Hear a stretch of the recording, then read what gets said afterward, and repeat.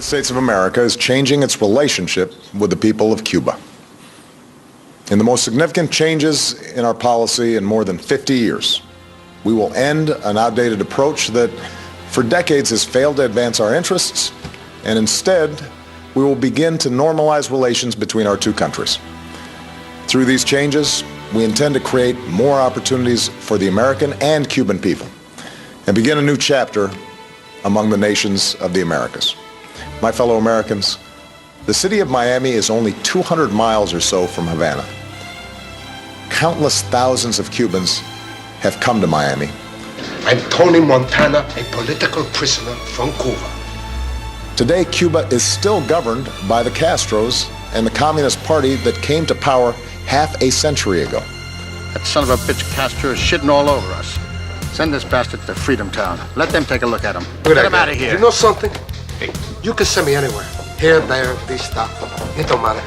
There's nothing you can do to me that Castro has not already done. As a start, we lifted restrictions for Cuban Americans to travel and send remittances to their families in Cuba. These changes, once controversial, now seem obvious. Cuban Americans have been reunited with their families and are the best possible ambassadors for our values. First, I've instructed Secretary Kerry to immediately begin discussions with Cuba to reestablish diplomatic relations that have been severed since January of 1961. Going forward, the United States will reestablish an embassy in Havana, and high-ranking officials will visit Cuba. Where we can advance shared interests, we will.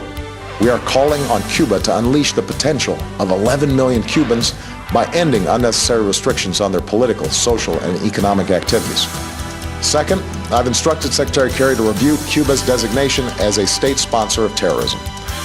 This review will be guided by the facts and the law. Forgive me, please. I won't kill you. Oh, Christ. Get off. Hey. No. Took that piece of chip. No. Terrorism has changed in the last several decades. At a time when we are focused on threats from Al-Qaeda to ISIL, a nation that meets our conditions and renounces the use of terrorism should not face this sanction. So long, man. Third, we are taking steps to increase travel, commerce, and the flow of information to and from Cuba. This is fundamentally about freedom and openness, and also expresses my belief in the power of people-to-people engagement. You don't even know how to be a husband. Get off the ground without having two of your thugs hanging around all the time. With the changes I'm announcing today, it will be easier for Americans to travel to Cuba. Say good night to the bad guy. And I believe this contact will ultimately do more to empower the Cuban people.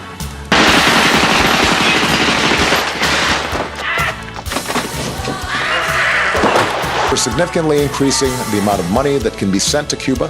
Say hello to my little friend!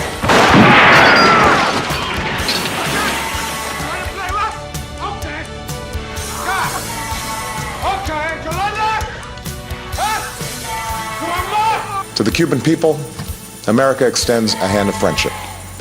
Some of you have looked to us as a source of hope, and we will continue to shine a light of freedom.